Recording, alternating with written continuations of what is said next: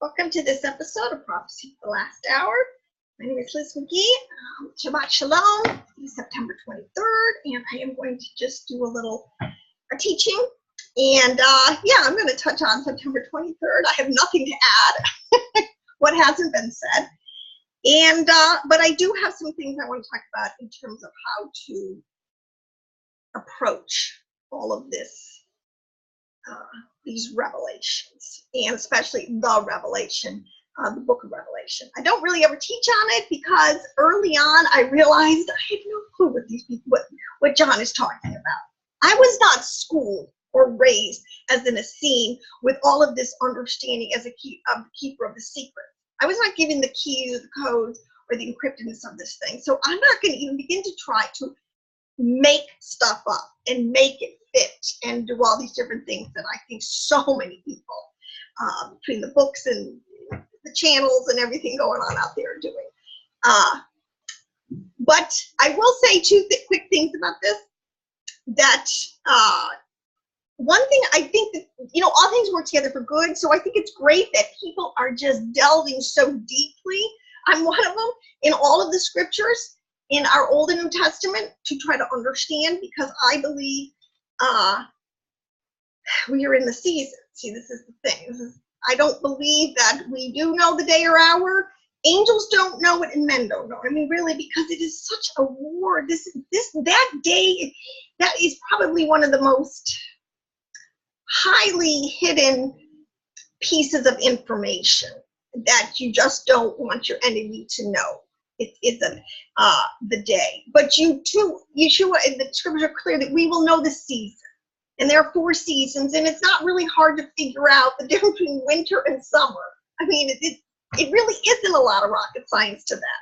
Children can do that. So as virgins, this is the whole kind of concept of the thing, that we know the bridegroom is coming, we know we're the bride, we know that this whole thing is finally going to wrap up, praise the Lord. And we will be entering into a new relationship, dimension, ability to live and move and be with our Creator forever. And so we know the season, and that's the best I can say. But to be a virgin with oil means, you have some understanding, you have some wisdom, you kind of know what's going on around you, or you're, those are the virgins with oil. The other virgins, the 5, are kind of the word, actually, in one of its Strong's words as strong as blockheads. I mean, you're just dense. You're just not watching, waiting. You're not plugging into the signs out there. You're not really watching and waiting. So anyways, it's all good in a sense, because we're learning a lot. People are really discovering a lot, but at the same time, it's the book of Revelation. Why people want to try to make it fit is beyond me, because like I said, I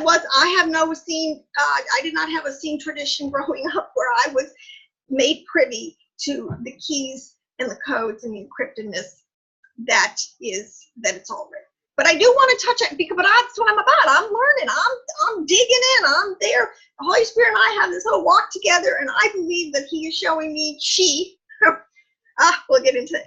I've touched on that. Okay. The keys to the kingdom. All right. There is a way to unlock these encrypted things, but I'm not anywhere near ready to come out and say what all this stuff means. But I want to just touch on a few things. So anyways, in the book of Revelation, they will tell you, and good Torah scholar will tell you, there's over 70 sod level secrets. Sod is the Hebrew word for secret or mystery, and anybody, a cursory reader of Revelation, will tell you it's full of them. But I think we can kind of get a sense of some of the bigger archetypal symbols that are there, and that's what I want to touch on. But anyways, in terms of the day or the hour, but the season, yeah. So let's look at this thing. One of the things I've learned when on Yom Teruah, in the liturgy, I was in a service and I was listening to the liturgy, and one of the things, or actually, I don't know that it was from that. I was reading, I love to read the Chabad and tell you just as a little, read the Chabad, the Old Testament, the Tanakh, with the commentary of Rashi. Rashi is one of the greatest Jewish commentators out there ever. And if you read his commentary, you will get unbelievable insights into the mind, into the correct understanding of our Jewish sages, okay? Because, as this before, we can't talk it, you can't make it up. All this stuff is already completely established. All we got to do is rediscover it. So anyways, he made a comment that in Isaiah 11:3, I'll read it to you. It says that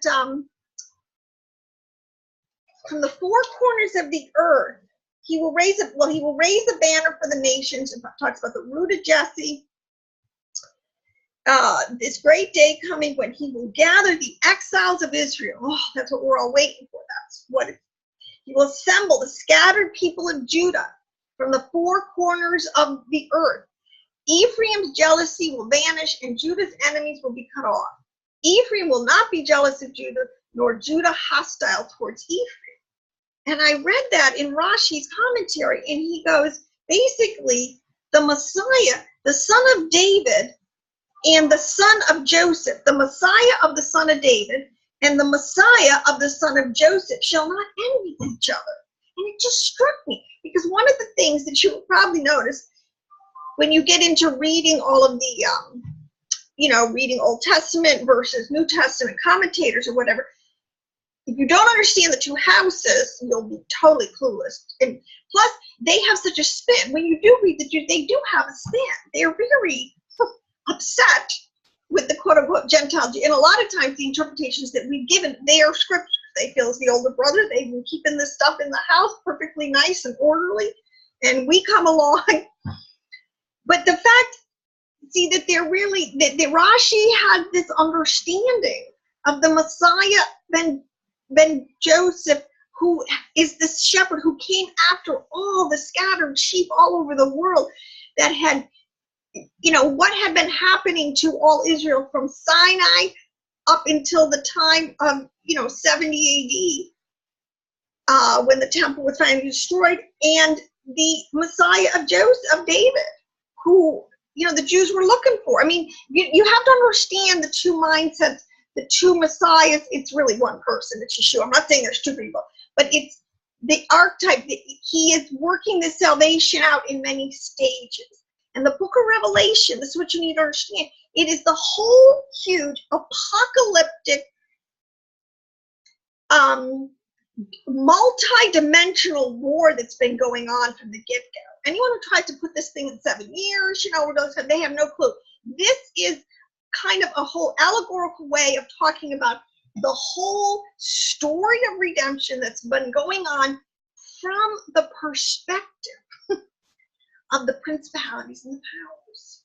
It's really not from earth, down here, boots on the ground looking out.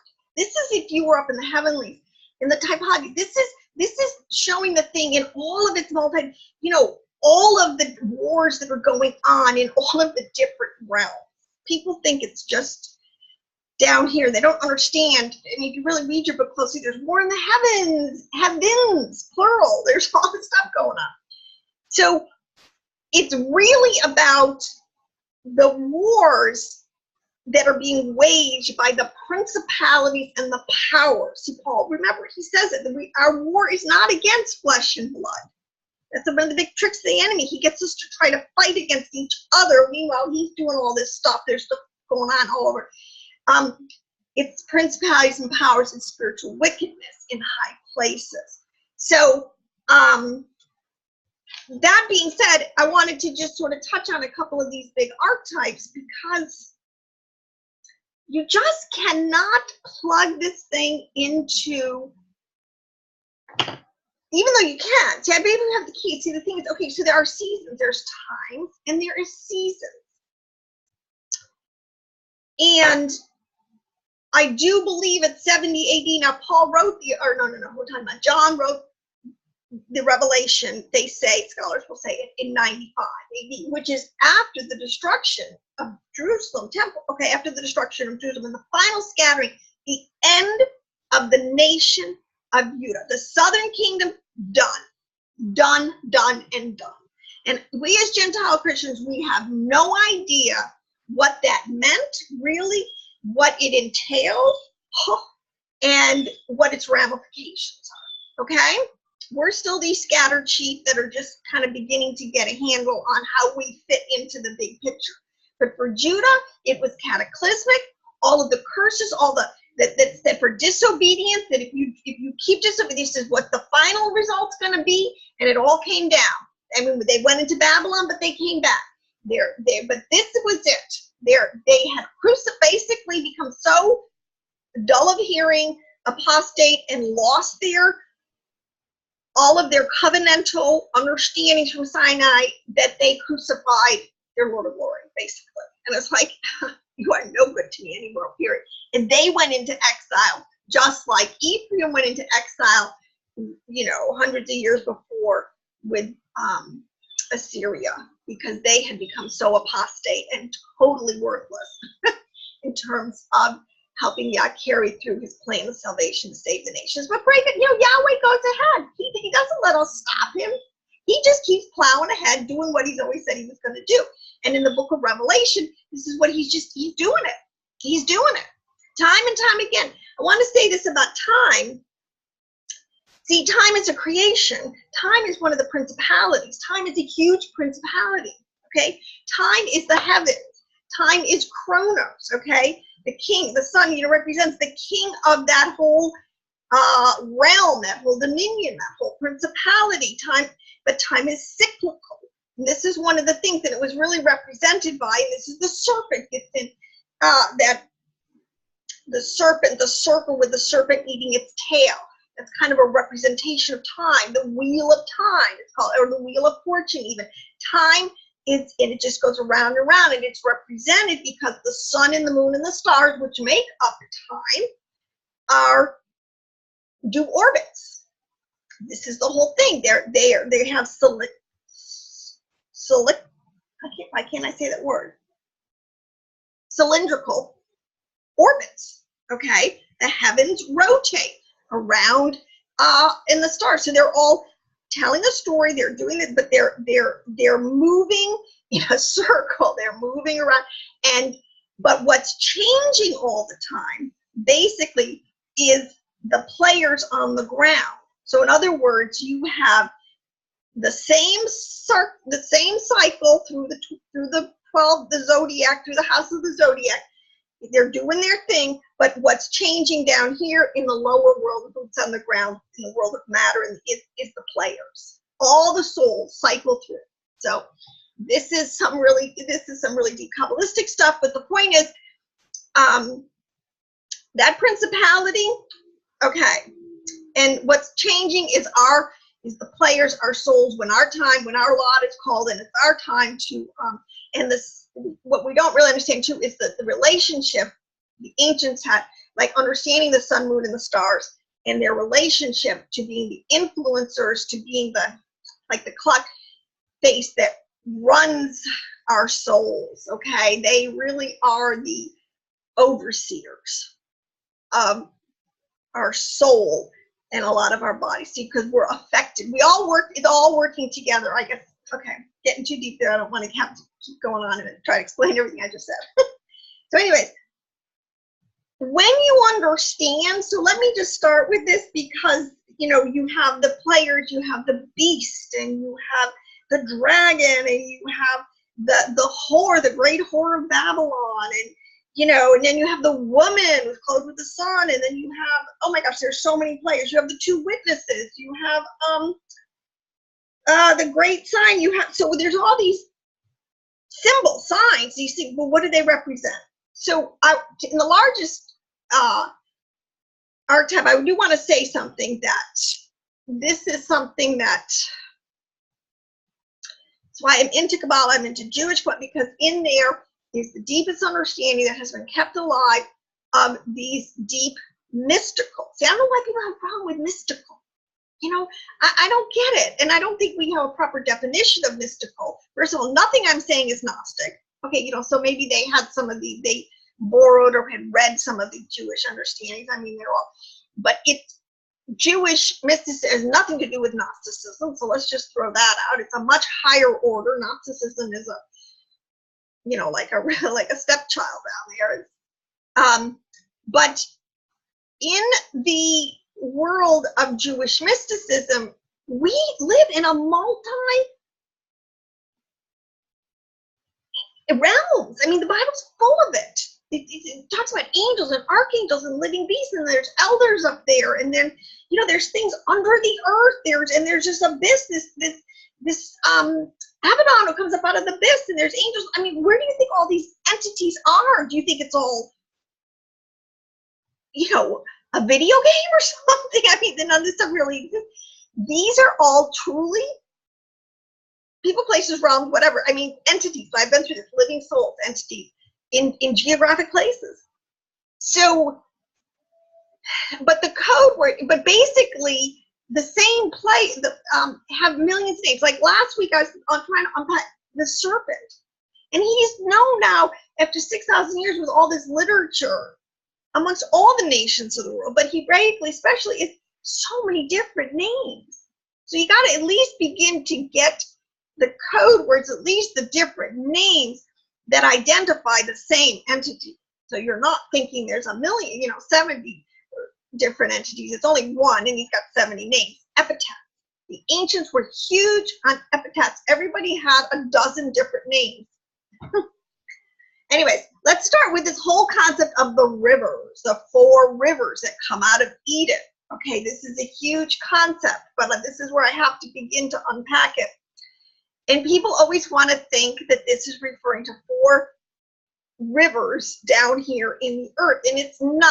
This, in its highest level, you have to understand, this whole thing starts at the top in the mind of Yahweh, and you use words to describe his infinite power, greatness, glory, and everything at his disposal to make a whole creation that is just huge and multifaceted in many dimensions. Okay, and so the rivers, the 4 rivers, the 4 headwaters, the 4 they're called the 4 firstborns.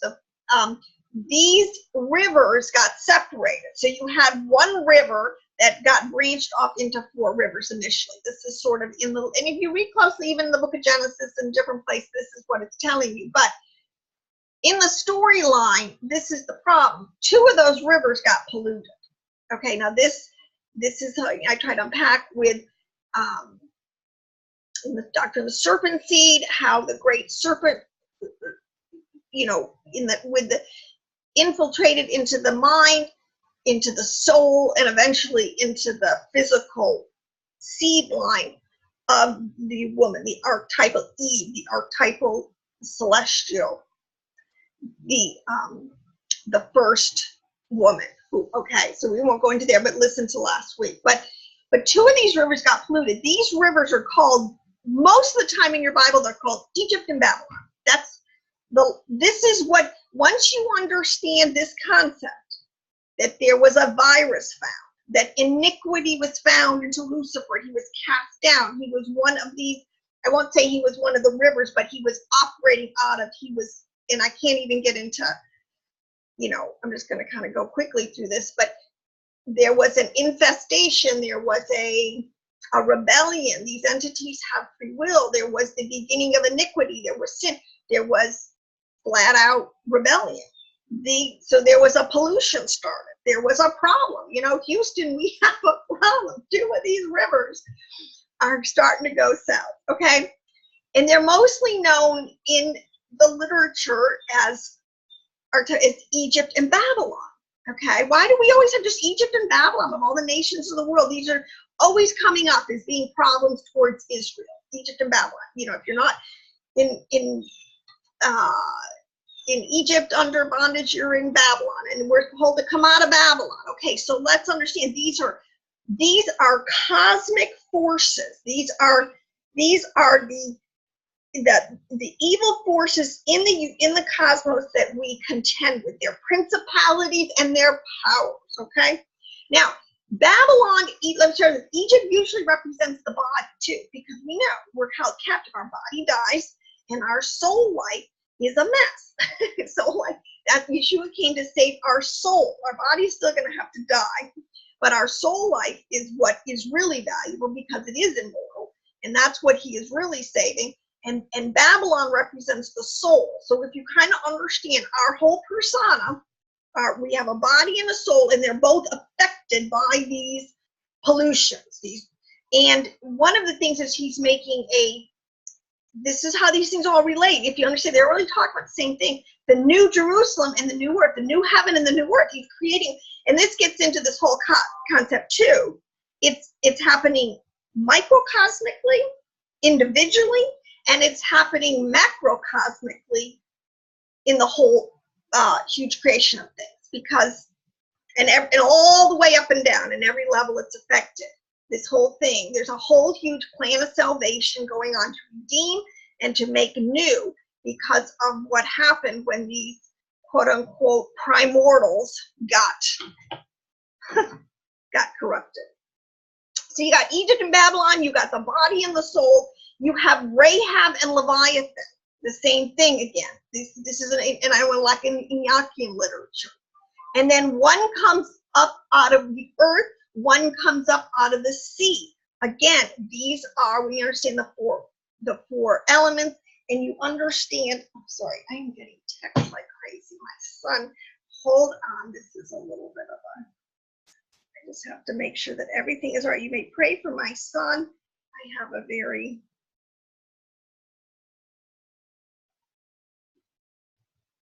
so let me continue. There is, okay, so the new heaven and the new earth, he's making us all individually anew because there's this whole concept of the Adam caveman. He has a whole creation and he's going to plug us in. And if you get plugged in at the highest order, you are part of the, we'll call it the Morning Star Administration, the brains of the operation. You can be, well, let's put it this way. You're going to be an individual cell, so to speak, in a huge galactic world that it's going to inhabit, and we'll have no need of this time anymore. That's why it's going to get rolled up and put away. The sun, moon, and the stars, they did their duty. They're part of the problem, principalities and powers, and we're going to replace them. Yeshua's actually going to replace them and be the sun in the center of this thing, and it's going to be his light and his glory, the Father, so the whole thing. But getting back to unpacking some of these great archetypes. So you have Leviathan, Babylon, the soul life. You have it's Rome sometimes. See, especially during the time of the destruction of the temple, it was Rome that was the Kittim that was the bitter enemy of the southern kingdom, Judah at the time, and the believers. And so Rome became an archetype name for these problem cosmic forces. And believe me, the cosmic forces, inhabit all of us. If Yeshua isn't living in us, who's living in us? Who's living in you? Okay, so this is the thing. You have sons of Belial and you have sons of Yahweh. There is a total relationship to these and to us. So on Egypt you have, so then also let me just say the Tigris, Rome, Edomites, Tyre, this is all and all part of that goes in with Babylon, tied in with Babylon. I wonder what the river was. I didn't put it here, but for Egypt you have the river, the Nile, and you have Rahab, and you have, okay, that's where I'm going to really get a lot of people, because this one isn't really known. This is one of those really hidden mysteries. And I don't know why. Well, there's two things that really have been hidden from us, and I don't understand this. The whole role of the female. Why is it that Yah created them male and female in his image? The first thing that he did was he created this binary system of male and female. It's all over the literature. I mean, it's in the ancient literature. I don't know why it's been so lost. And they were equal. They were co-reigners. There's no the real hierarchy. The only hierarchy is that yes, the male was created first, and then the female came out of her. But they co-reign. They're co-regents. Even if you read the literature of Adam and Eve, it's very clear. But this is what people don't understand. Because everything that God has, unfortunately, Satan mimics. This is the whole point. He is the shadow. He constantly has to, he completely mimics and then profanes everything that's also holy. So there's a female and a male counterpart in the demonic realm, okay? And it's called Samuel, and it's Lilith. Okay, see, it's another. We have no clue who Lilith is. Most Christians have totally run from it because, oh my gosh, but we need to grow up. We need to calm down, get educated, get the meat, understand. Lilith represents a whole emanation from the dark side, just like of the female persona that together, it's the same thing. So in other words, if God sets up an archetype, Satan's going to completely imitate it. So there's male and female in the Godhead. There's male and female in the lower archon, the lower realms where Samuel or the serpent, Lucifer, all his names, where he is. So Lilith is married to Samuel. Okay, that's just not in a, I don't mean this like in a totally literal, but in a sense of relationship, okay? Because it's all using words to create relationship, to create a mind picture, and as a symbol, so for understanding. So you have male demons, you have female demons. That's all over your ancient world literature. This is the point. So when you get into, so Lilith, when you get to the book of Revelation, she is referred to as she's the great whore. This is your female demonic realm. She is the great whore of Babylon.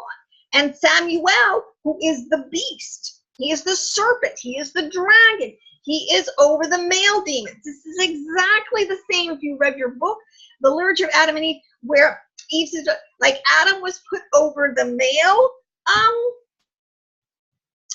entities and she was over the female entities, okay? They both ruled over their domain.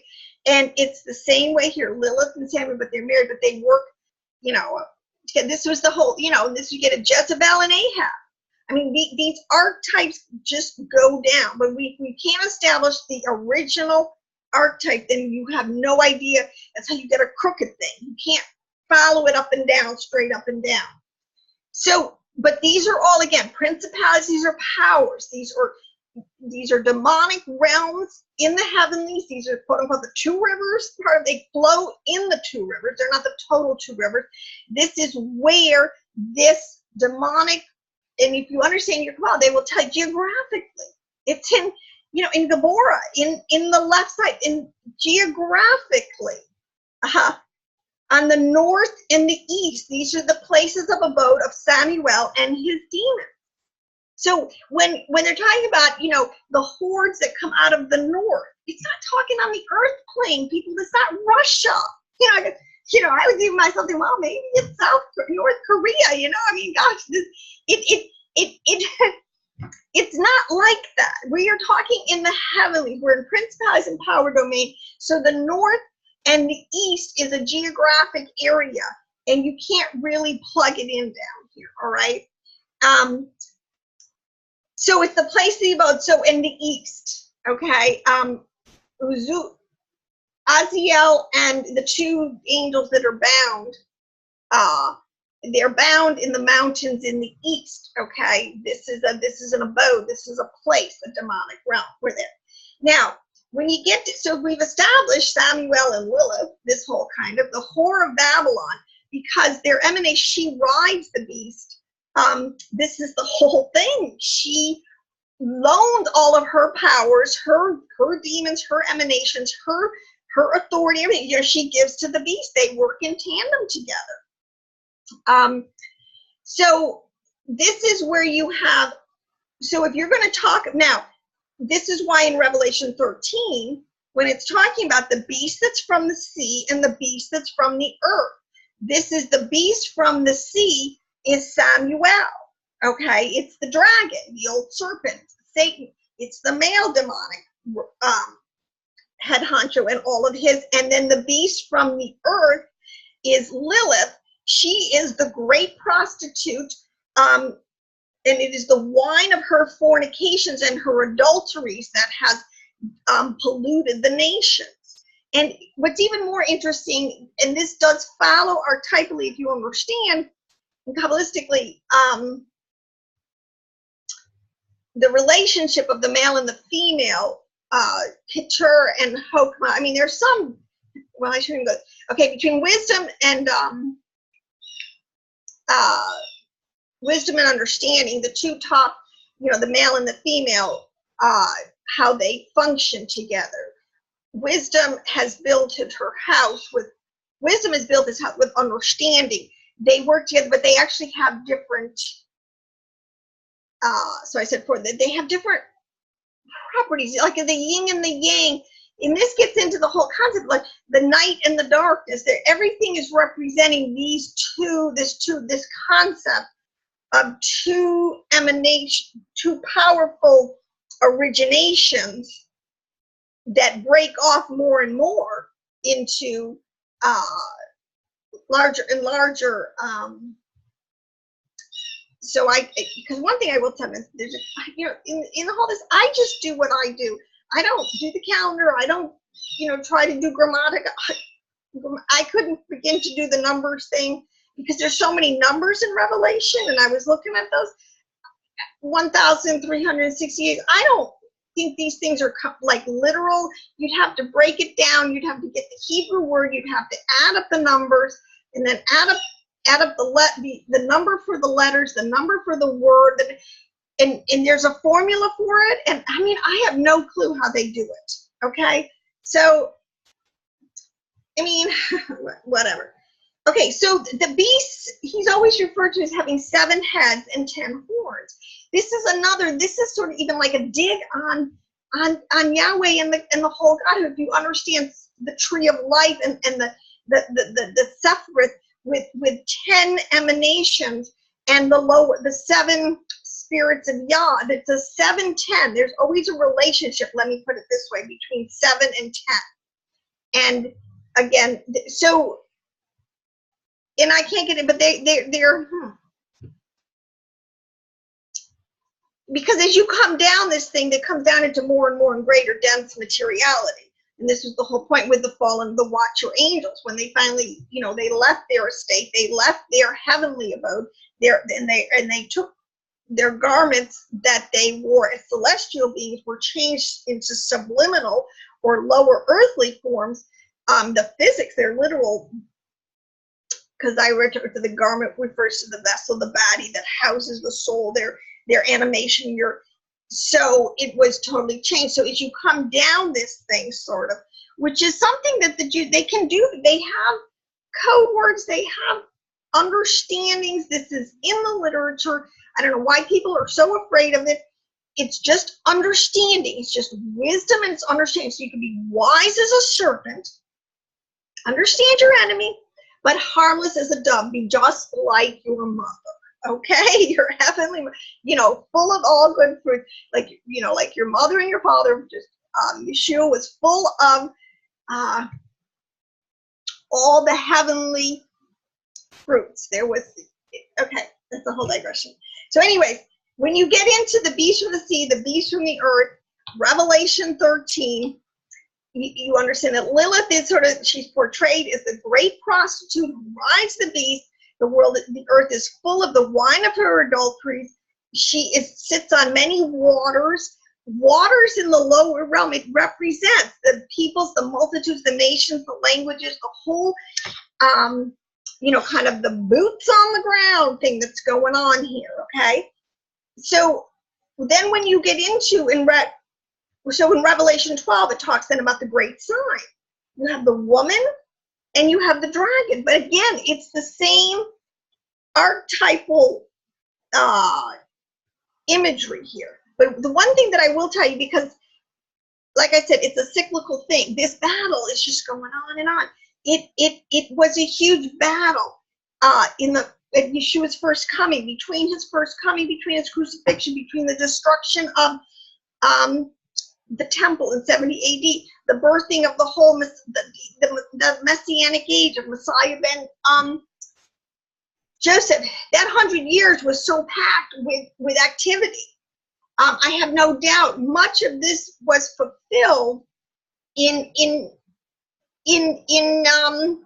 during that time.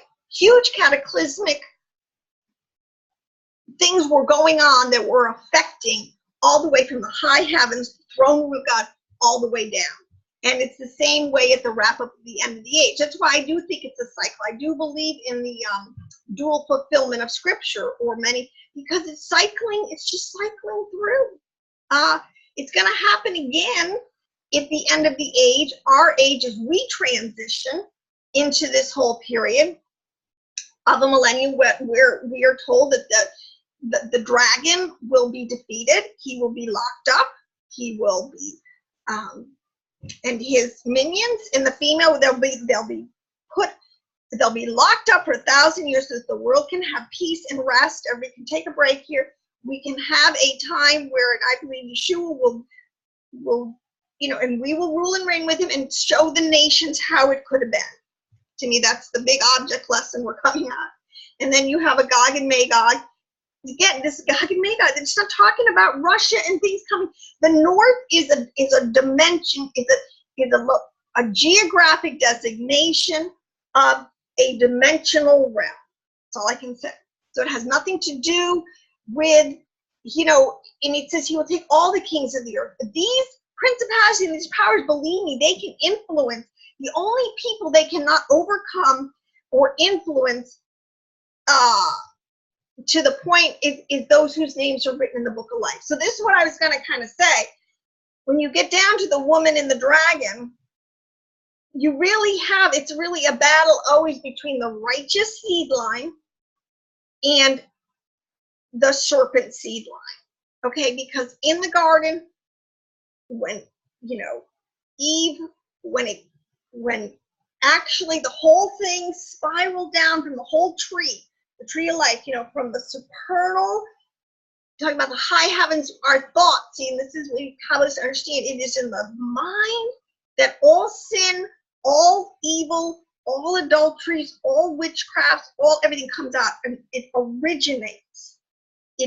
All falsehoods, all lies, everything originates in the mind, okay, which is an intellectual, which is a place of the original formation of the archetype. It's like where the first, what would be the word? Why the words of engraving and of imprint and work. The first template, okay, gets spit out in that realm. And then it spawns, you cut that in the soul life, and then it will produce. But even a thought, an evil thought can produce a whole religion. A whole demonic, how do I say this? Okay, so one idol or one falsehood can produce a whole world of lies. And let me just think, I've just got to, in my mind, come up with a good, this would be a deceitful religion, per se. All right, where you're worshiping idols and you're thinking the sun, moon, and the stars, that these are the high, this is the 7 and the 10, this is the Sephirth of God. These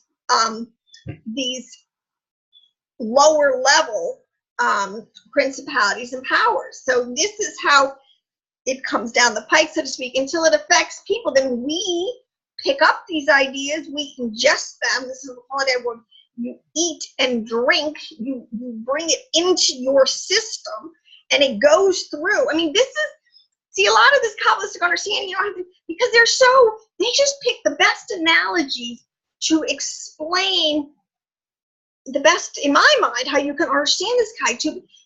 Jesus says, unless you eat my body and drink my blood, like, what is he talking about? This is a very ancient, archaic concept. This is why, Eve, she ate of the tree. It's a euphoristic way of saying, if you bring something or someone's, into your system, the way we are wired, it does stuff. Okay, so when you take in water, or when you take in drink, so let's say, that's why it's called the wine of understanding, in its good sense. So everything always has a good and a bad. Another thing I'm trying to say is you got to understand all these archetypes, that you can use them on the good side to describe something that's clean, or you can use them the same way on the other side to describe something unclean. So just taking this idea of eating and drinking, all right?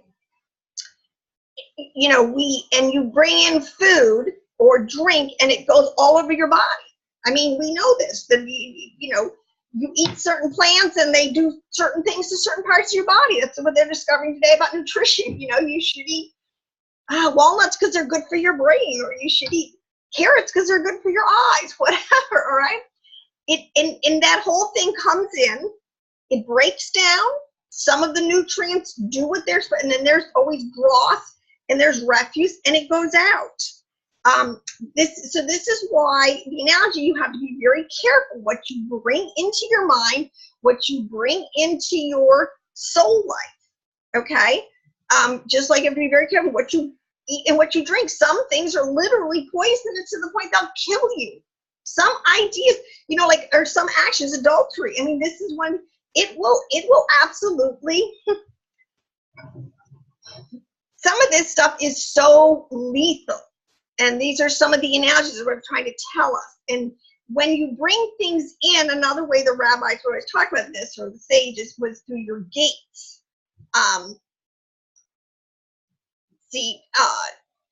Be careful, little eyes, what you see. You know, be careful, little ears, what you hear.